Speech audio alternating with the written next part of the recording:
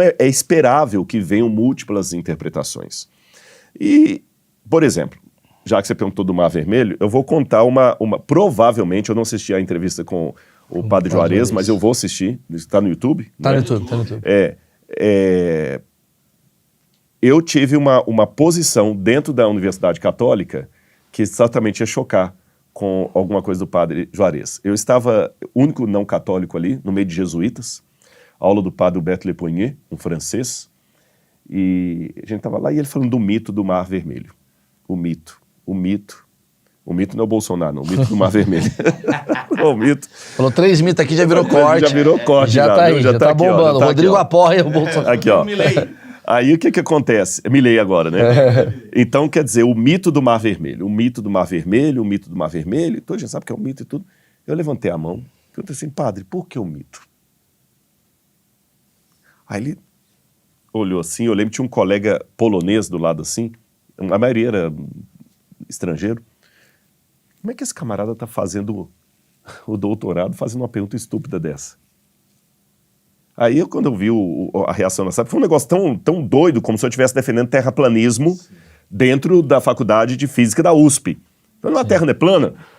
A sensação foi essa. Aí eu falei, não, calma, deixa eu explicar. Deixa eu fazer uma pergunta para o senhor, padre. Maria era virgem quando Jesus nasceu?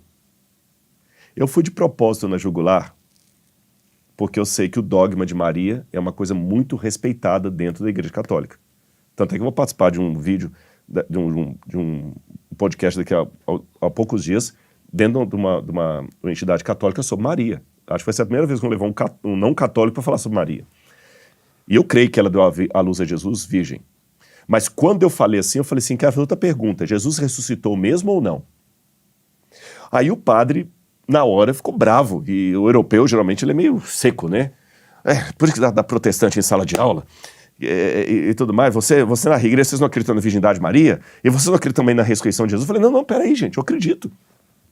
Eu acredito que Maria era virgem quando deu à luz a Jesus e acredito na ressurreição. Eu só estou querendo entender o critério. Por quê? Vocês dizem que o Mar Vermelho se abrir foi um mito, porque cientificamente falando é muito difícil falar que o mar se abriu, como a Bíblia menciona, e o povo atravessou ali. Só que cientificamente falando, uma mulher virgem dar à luz a um bebê também é ridículo. Nenhum ginecologista vai afirmar isso.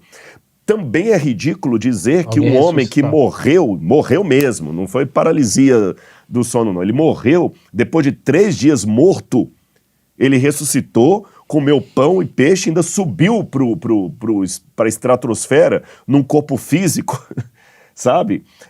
Também é ridículo. Então, peraí, qual que é o critério? Para eu dizer, não, aquilo ali é mito porque não há nada científico e qualquer teólogo que defenda aquilo está sendo um fundamentalista, sim, que é a alcunha que se usam para teólogos mais conservadores. Não, mas Maria realmente deu à luz a Jesus virgem. Então, assim, Padre Juarez, eu estou discordando, mas com muito respeito por você, que eu não conheço pessoalmente, tá? Eu queria entender qual o critério teológico da Igreja Católica, porque tem muitos teólogos que afirmam que é um mito o Mar Vermelho, mas afirmam que Maria virgem não é mito. E Paulo falou, se Jesus não ressuscitou, é vã nossa fé. Esquece tudo. Isso eu já tinha me escapado. Paulo disse, o apóstolo Paulo, que era um intelectual. Primeiro papa. Não, Paulo não foi papa. Não foi Paulo? Não, Paulo foi o maior teólogo do Novo Testamento. Entendi. 75% do Novo Testamento foi escrito pelo apóstolo Paulo. Tá. E o cara era o cara. Se Paulo tivesse vivo hoje, você estava entrevistando ele aqui. Você entendeu? Daí Paulo, o convite. Fica o convite. Paulo fica o convite. Entendi. Aí você está falando da coisa assim. Paulo falou, se Cristo não ressuscitou, nada aqui faz sentido. Nada faz sentido. Porque tudo é um grande milagre. Exatamente. E Bultmann, que era um teólogo não católico, Bultmann era protestante, ele desenvolveu uma ideia protestante no início do século XX, na verdade não veio com ele, você tem antes, desde o século XVIII, alguns teólogos protestantes que começaram a negar a ressurreição de Jesus. Bultmann, por exemplo, dizia que a ressurreição de Jesus foi uma grande parábola. Olha a explicação que Bultmann dava. Na verdade, Jesus morreu. E todo mundo pensou que a mensagem dele ia morrer com ele. E a ressurreição é, na verdade, a mensagem viver. Viver. Então, quando todo mundo pensou que matou Jesus, ele continuou vivo através da pregação. O fato da gente estar falando de Jesus é a ressurreição de Jesus. Para Bultmann era isso. Sim. Mas quem nessa época levantou contra esses teólogos protestantes e levantou com aplauso foram os teólogos católicos. Católicos e anglicanos. Você tem um teólogo para N.T. Wright, o camarada é um gênio, N.T. Wright, ele escreveu um livro dessa grossura sobre a ressurreição de Jesus. Anglicano, ele é vivo ainda. Livro muito... é doido demais o negócio.